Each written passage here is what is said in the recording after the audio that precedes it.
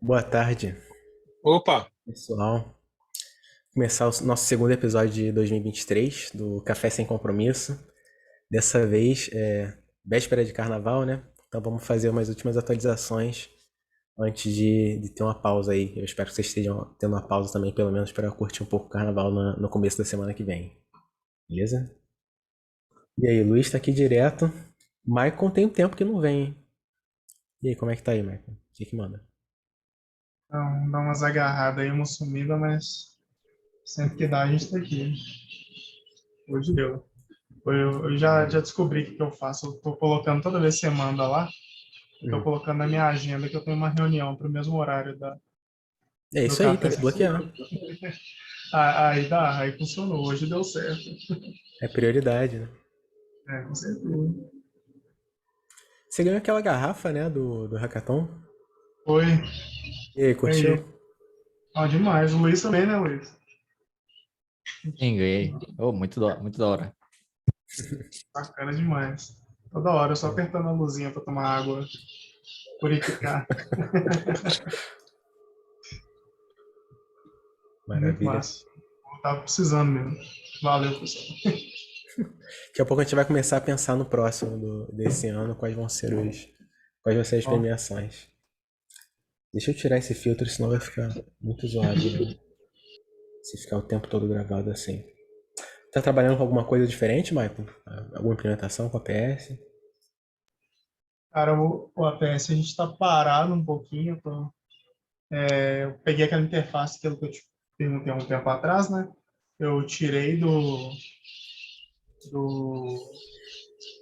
da barrinha lá de baixo, que fica dentro do viewer, eu consegui jogar para um painel na lateral. Ah, lembro. Maravilha. Consegui fazer isso. Eu consegui replicar a aparência também e joguei uns dashboards lá nessa interface, né? Mas por enquanto deu uma parada, assim. A gente Isso está que você tá mexendo nas falando, só para assim. contextualizar, é aquela extensão, né? É como se fosse uma. Ao invés de colocar a extensão como um botão da interface do viewer, você adicionou como se fossem esses casos aqui, ó, botões em um painel externo ao viewer, né? Isso, exatamente. Aí eu peguei e Maravilha. reproduzi a mesma aparência que estava no viewer aí do lado, sabe? Peguei e reproduzi esses botõezinhos e etc. ali. Ah, tu Aí usou deu certo. essa classe, então? Essas classes desses Foi. elementos para. Pô, Sim. maneiro. Legal. Aí deu certo. Se quiser, depois eu até mostro para vocês. Ah, se você estiver disponível aí para mostrar e puder mostrar, deixar público pra galera. Se qualquer coisa também eu posso cortar depois, né? Na hora de Tá. aplicar, mas fica à vontade aí. E você, Luiz, fazendo alguma coisa nova aí? A princípio, não, só fazendo uns testes aí, para tentar fazer alguma coisa com teste automatizado, coisa do tipo, né? Para plugin para Raft. Estilo que eu apresentei lá no Hackathon. Focado em design automation, né? Isso mesmo. Entendi. Você já tem. O seu desafio era focado em code deployment, não era? De nova versão de App Bundle? Ou eu estou enganado? Continuous deployment para você fazer. Eu acho que tinha algum webhook no repositório do GitHub ou eu estou me confundindo? Não, não. Eu mudei todo. a- Pelo menos no Hackathon ali, eu fiz o meu próprio servidor lá para receber os arquivos e Ah, tudo mais, né? Daí agora eu mudei para usar o próprio OSS da Autodesk, né? Para beleza. fechar Sim. para não precisar de um servidor, para a pessoa não precisar de um servidor, né? Ele já fecha todo o ecossistema, né? Manda o arquivo para o próprio servidor da Autodesk, depois eu consigo baixar e tudo mais. Entendi. É que eu perguntei porque a gente está trabalhando em um blog novo para esse caso específico, né, de quando você faz uma modificação no código da Bundle, subir em um repositório e a partir daí você já ter uma nova versão disponível para ser utilizada pelo seu aplicativo. Então, se vocês estiverem trabalhando com isso e puderem compartilhar um pouco do fluxo, você disponha. Quando eu lembro que eu testei algumas vezes, quando eu atualizo o bundle, ele já atualiza todo, não precisa atualizar a atividade nem nada. Ele já meio que atualiza Pelo que eu lembro, eu não lembro. Agora não tenho certeza também agora. Mas Aí acho que você sim. fez isso com. Você fez isso com script, então? Na época eu tinha um. Eu dava o request lá, né? Enfim, na munheca. Ah, tá. Daí eu só A gente estava atualizava o querendo arquivo fazer. lá e gerava uma nova versão do bundle e, se eu não me engano, ele já atualizava na Ah, próxima maneiro. atividade, né? Isso, isso. Ele já Essa é a puxa ideia. a versão nova, é. Uma coisa que eu achava meio que eu não meio chato de fazer, né? É para selecionar a versão do Revit, né? No caso, por exemplo, eu tenho que criar várias atividades, né? Uma para cada versão, né? Não Sim, ela tem é definida como na atividade. definir a engine pelo work item.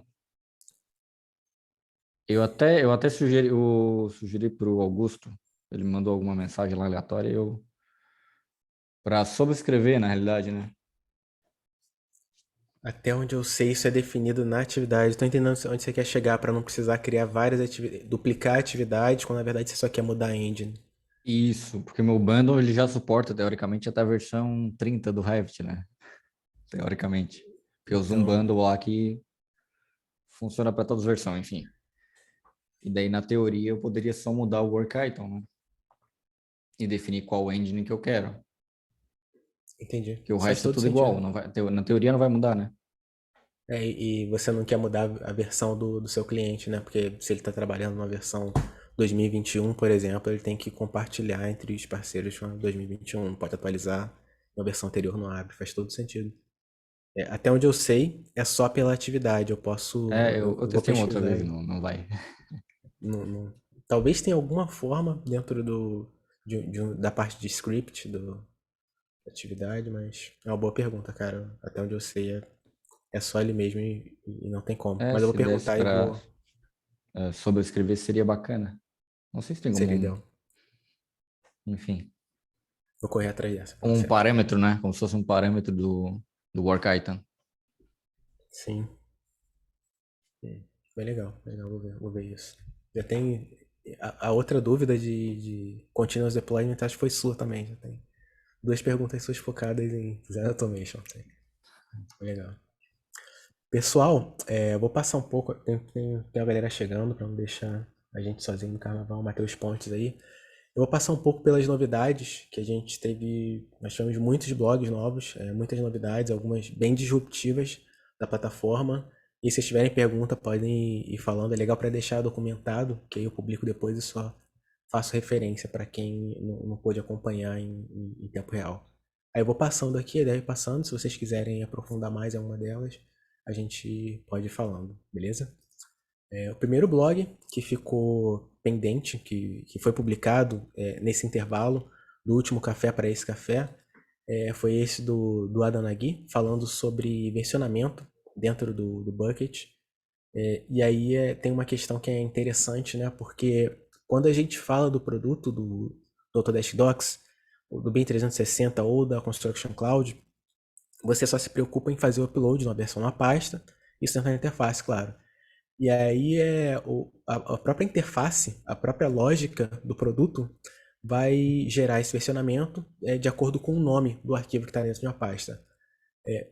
Em uma outra camada que não está visível pela interface, o produto está basicamente usando o OSS, Object Storage Service, para criar um bucket, tem um bucket único com esse nome aqui, whip.dm.prod, e diversos arquivos.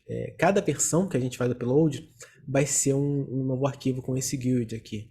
E aí a gente tem o banco de dados para fazer a referência entre esse guild e cada um desses meus itens no produto. Quando a gente faz isso no bucket, quando a gente não usa esse produto, você precisa criar toda essa lógica para gerenciar isso no bucket. E um problema muito comum que acontece, que aparece para gente, uma dúvida muito comum, na verdade, é como você gerencia esse versionamento no bucket. E aí tem um comportamento que é bem legal, que é bem curioso, que é o seguinte: se você fizer o upload de um arquivo em um bucket, quando você faz a tradução, vai ser gerado o SVF ou SVF2 para aquele arquivo dentro daquele bucket. Se você deletar o arquivo, simplesmente deletar o arquivo original, isso não vai deletar a tradução, não vai deletar o SVF, aquela referência. Então vamos supor que eu tenho meu bucket lá, eu faço o upload do arquivo modelo A, faço a tradução e agora eu tenho a ORN fazendo referência para aquele bucket modelo A, renderizo no viewer. Depois de um tempo, ou eu deleto manualmente, ou então por um bucket que deleta após 24 horas, aquele arquivo some do meu bucket. Se eu fizer um outro upload desse mesmo bucket, no arquivo chamado modelo A, esse modelo, esse arquivo, essa URN, vai fazer referência à minha tradução que já foi gerada, porque eu não deletei a tradução, não deletei o manifesto. Então, se você tentar traduzir, renderizar aquela URN no viewer, você vai receber a tradução da versão anterior, do modelo antigo, do modelo A que foi traduzido na primeira vez.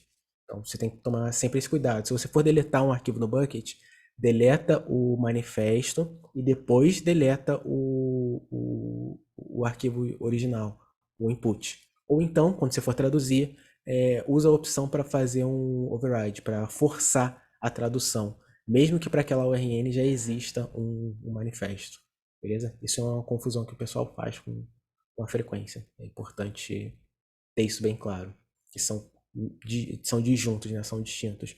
O arquivo original, o input e o resultado que foi traduzido. Um outro blog foi do Adam também, foi sobre a tradução. E aí, entre os formatos suportados para o formato OBJ, ele está falando basicamente que tem alguns formatos, alguns arquivos de input que suportam a tradução direto para o OBJ, usando o model derivative, e os outros que não estão descritos com essa tradução direta, você pode sempre converter para SVF, o SVF2, e depois converter para OBJ. Isso é muito utilizado para quem vai importar em um outro aplicativo, ou integrar com outro fluxo para realidade mista, por exemplo. E aí você pode levar para o Blender ou qualquer outro software que suporte o formato OBJ. E ele é bem parecido a estrutura é bem parecida com o SVF. Por isso a gente consegue traduzir qualquer arquivo de SVF ou SVF2 para OBJ. Beleza? Aqui tem um blog específico sobre Model Properties API. E a Model Properties API específica do BIM 360 da Construction Cloud, para você fazer consultas a quais elementos, quais modelos têm uma propriedade específica. E aí o legal dessa API é que ela é uma das nossas exceções que lidam com mais de um objeto JSON na resposta, para um request só. Então aqui tem um novo método para lidar com a resposta desse endpoint, desse request. Foi produzido pelo Ian Liska. Se vocês estiverem usando o Model Properties API, vale a pena dar uma olhada. E esse é um dos primeiros que eu gosto de dar passar mais tempo explicando. Quando vocês criam um aplicativo, a partir de agora, quando vocês forem criar o aplicativo na plataforma PS, ele vai ter essa nova interface. E aí, com essa nova interface, vocês têm 3 opções de aplicativos para criar. Tem o tradicional, que vem criando, esse segundo, que é o Desktop Mobile e Single Page App, e o Server to Server. Tradicional, como eu falei, é bem semelhante ao que a gente já usa, e aí ele vai suportar two-legged ou three-legged. Você pode fazer uma aplicação servidor com servidor, comunicação servidor com servidor, ou conectar com um dos nossos produtos. Esse segundo do Desktop Mobile Single Page App é para aquele caso onde você vai conectar com a plataforma PS a partir de um produto, a partir do seu produto no desktop ou num aplicativo, num ambiente Android, iOS, onde você não tem como garantir a segurança do seu Client ID e Client Secret, você não quer compartilhar o Client ID e Client Secret.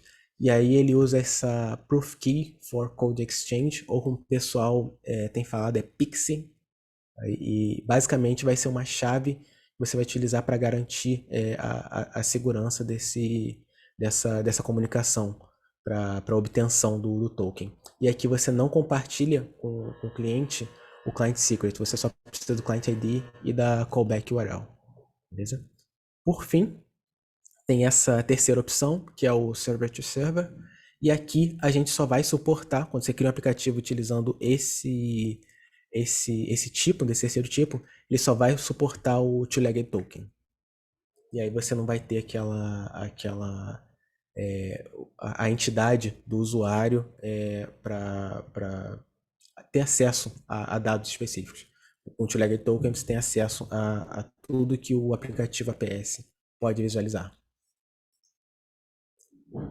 A gente tem também o exemplo de faseamento da construção, que foi baseado no nosso treinamento que a gente teve em português do ano passado. Esse blog está falando basicamente sobre a estrutura desse exemplo, como ele funciona, e um código simplificado que foi levado para nosso aplicativo de extensões, que é esse daqui, por exemplo. Esse aplicativo ele contém diversas extensões customizadas, conexão com o Google Maps, outras extensões da plataforma que vem junto com o Viewer. Aí basicamente você pode vir aqui, adicionar essa extensão, escolher um aplicativo, escolher um arquivo CSV com as configurações necessárias. Para esse modelo, vocês já podem pegar esse exemplo no nosso repositório. Eu já tenho ele aqui. E a partir do import, vocês vão ter acesso ao gráfico de Gantt conectado. Vou botar na versão mensal. E a partir daí é o que a gente já fez no tutorial. Beleza?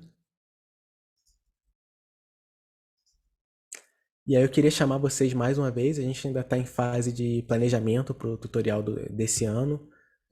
Se vocês tiverem alguma ideia do que vocês estão precisando, do que seria interessante agregar, gêmeos digitais, design automation, fala com a gente que a gente pode tirar muito proveito desse feedback para planejar as atividades. Outra Gêmeos mudança digitais, bem... Fala aí. aproveitando a deixa, eu acho bacana gêmeos digitais, que é uma coisa que está no nosso radar também para implementação, sabe? Entendi. Inclusive, a gente salva alguns exemplos que você já tem, mas eu acho que um tutorial ia ser bacana. Aí tá falando do DataVis, né? Data Visualization Extension. Isso. Entendi. Eu tenho visto esse assunto se repetindo bastante. Quando a gente lançou essa extensão, a Data Visualization Extension, nos nossos aceleradores, era certo que teriam pelo menos uns 2 times focados em gêmeos digitais. Caiu um pouco, estava com uma procura muito alta, caiu um pouco, mas a gente continua tendo pelo menos um ali nos aceleradores focado em gêmeos digitais e principalmente na conexão com dados de sensores em tempo real. Cadê? Aqui, quase não achei. Talvez eu abra uma votação lá mais uma vez para o pessoal de gêmeos digitais, Design Automation. Tá um pouco lento. Vamos passando para o próximo enquanto isso. Esse daqui já foi. Esse próximo é bem interessante também para quem trabalha com PDF, para quem trabalha com a conversão de PDF. A partir de agora, sempre que vocês tiverem um arquivo no formato DWG ou RBT, quando vocês fizerem a conversão para SVF, e eu estou falando dentro do bucket, ou então quando ele foi convertido pelo produto, como o BIM 360 ou Construction Cloud, as vistas bidimensionais vão gerar arquivos em PDF, vão gerar folhas PDF. Vocês podem usar para renderizar no Viewer, ou vocês podem também fazer o download e usar como entregáveis ou integrar com outro fluxo da aplicação de vocês. Basicamente se você tiver DWG ou RBT e quiser converter para PDF, você pode converter para SVF ou SVF2 e as vistas bidimensionais vão estar disponíveis em PDF. Para DWG, isso é sempre certo. Agora, para RBT, isso é padrão se a versão do arquivo RBT for a partir do 2022, ou se você usar isso pode ser controlado pelo campo avançado, chamado To The Views. Basicamente vai ser esse payload aqui que a gente vai ter. Se vocês fizerem a tradução com esse payload, vocês vão controlar o formato das vistas bidimensionais. Mais uma vez, isso funciona para DWG e para RBT, com essa restrição aqui, ó. DWG, todas as versões funcionam, e RBT só vai converter para PDF se a versão do arquivo RBT for de 2022 para cima, 2022, 2023 agora. Beleza, pessoal? É importante falar que mesmo com a conversão para PDF, a gente continua tendo acesso aos metadados do modelo. Por exemplo, você seleciona uma alvenaria no viewer, uma parede, um piso no viewer, você continua tendo acesso às propriedades continuam sendo geradas. Só vai ter a comodidade de poder obter um PDF para aquela vista sem precisar recorrer ao Design Automation, por exemplo. Um outro pedido muito comum foi uma outra atualização que provém de um pedido muito comum, foram esses Scoped Tokens. O que a gente está falando aqui é basicamente a aumentar a granularidade de permissão em um token gerado pela nossa plataforma. Basicamente um token, hoje em dia, que vocês obtêm antes dessa nova função, ele teria acesso a um two-legged token, ele teria acesso a todos os buckets, todos os arquivos que são gerenciados pelo seu aplicativo APS. Com esse novo Scoped Token, você pode definir quais os modelos específicos que aquele token pode visualizar. Isso é uma camada extra de segurança para o seu aplicativo, uma vez que você pode limitar o token que aquele usuário, aquele cliente pode visualizar só aos modelos que ele tem acesso. Então, sem o Scoped Token, você gera um token, e aí qualquer um com aquele token pode visualizar todos os arquivos. Com o Scoped Tokens, você pode limitar esse token para acessar modelos específicos a partir da URL, beleza? Por enquanto ele funciona para o Data Read, então para leitura, para obtenção de dados.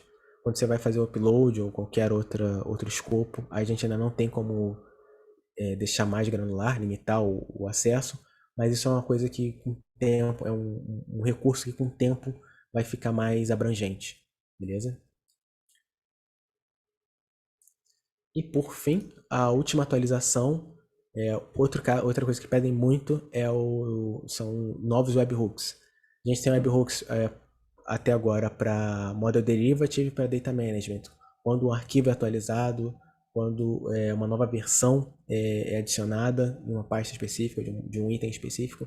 Agora a gente também tem disponíveis webhooks para o módulo de Cost Management. E eu estou falando de Cost Management da Construction Cloud e do BIM 360.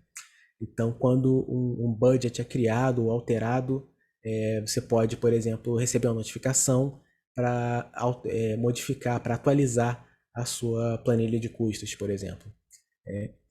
A gente está falando de um módulo só, mas só para esse módulo a gente tem uma adição de 43 novos eventos de webhooks.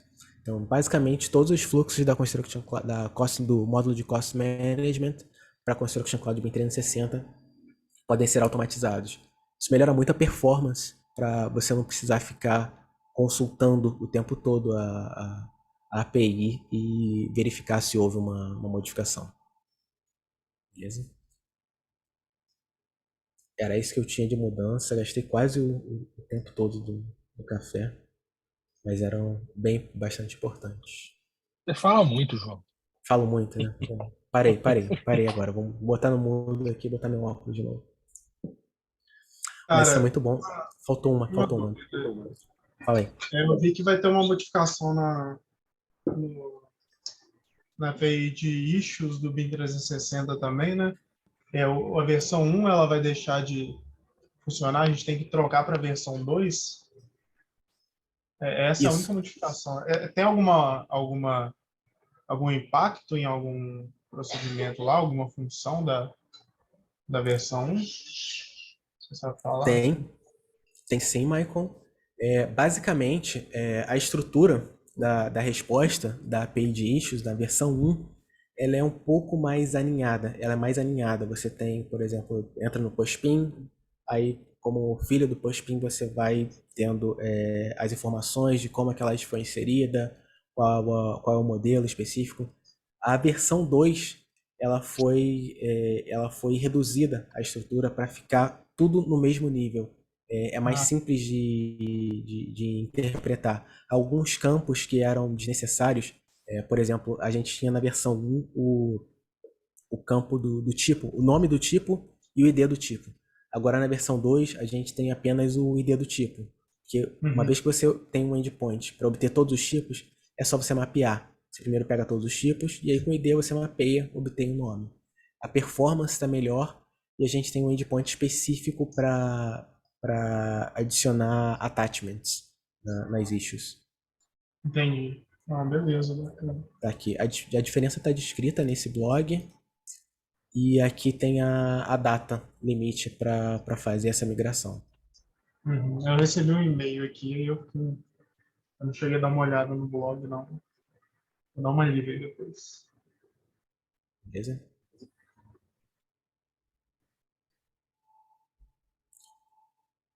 Uma atualização que ficou faltando é a API de autenticação. Junto com aquele novo, com o Scope Tokens, que é suportado tanto por V1 ou quanto por V2, a gente tem uma nova API de autenticação, já está pública. Os nossos tutoriais, nossos exemplos ainda estão usando o V1. A partir de agora, os novos exemplos e o nosso novo treinamento vai ser adaptado para sempre utilizar a API de autenticação na versão mais recente, que é a versão V2. Ele é compatível com o OpenID, que é utilizado por outros serviços de autenticação para compatibilizar, para conectar usuários em bases distintas. Beleza? É bem recente, vocês não precisam se preocupar com migração de imediato. Quando forem fazer alguma coisa nova, usa a V2. Se estiver desenvolvendo algo do zero, usa a V2. E logo em breve, no próximo treinamento, nos próximos exemplos, isso vai ser o padrão. Beleza?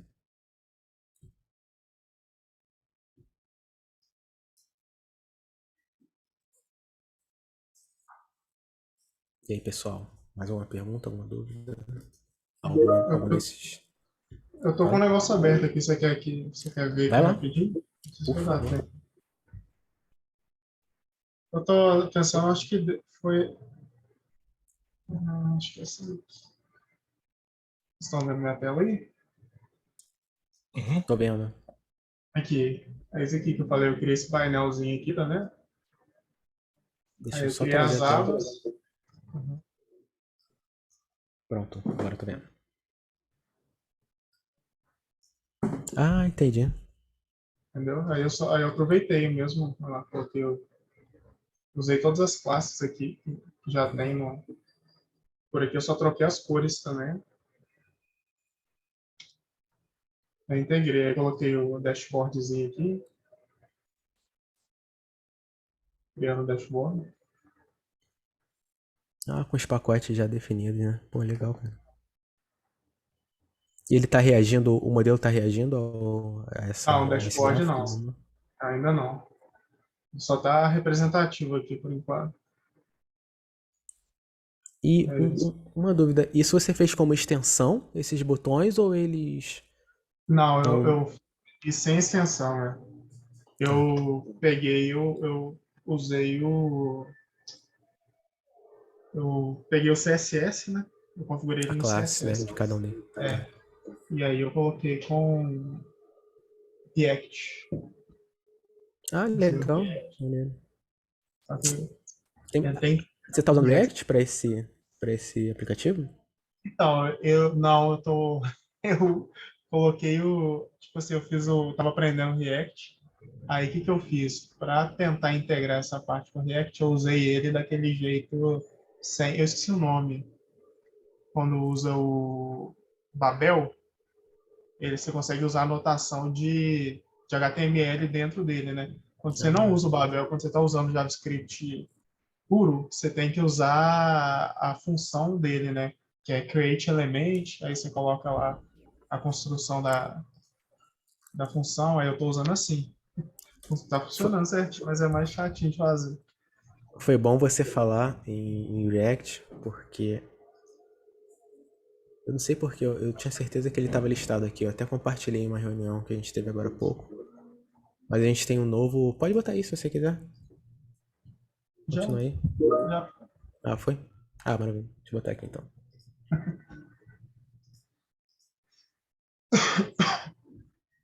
Vou compartilhar. A gente tem um novo. Eu vou compartilhar só pelo.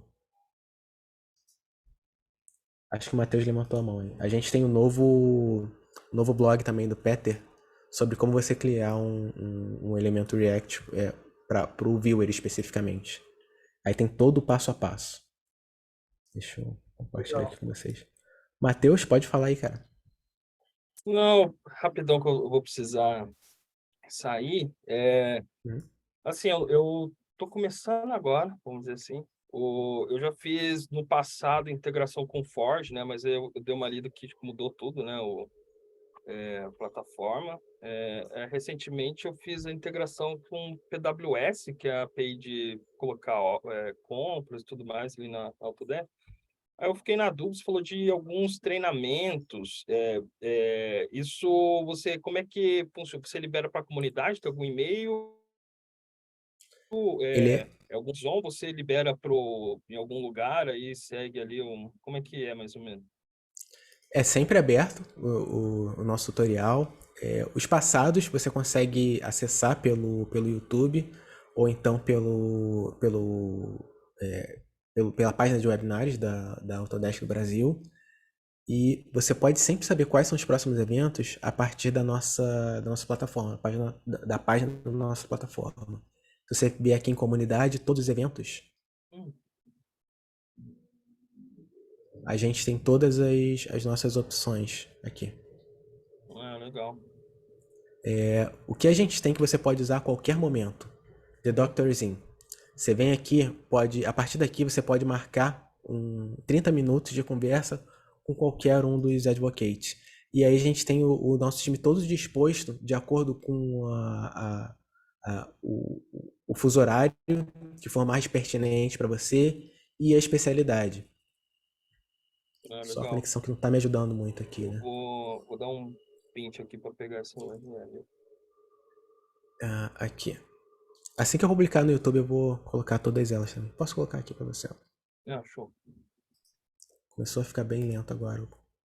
Acho que abri muita coisa ao mesmo tempo. É o carnaval. Tá se preparando.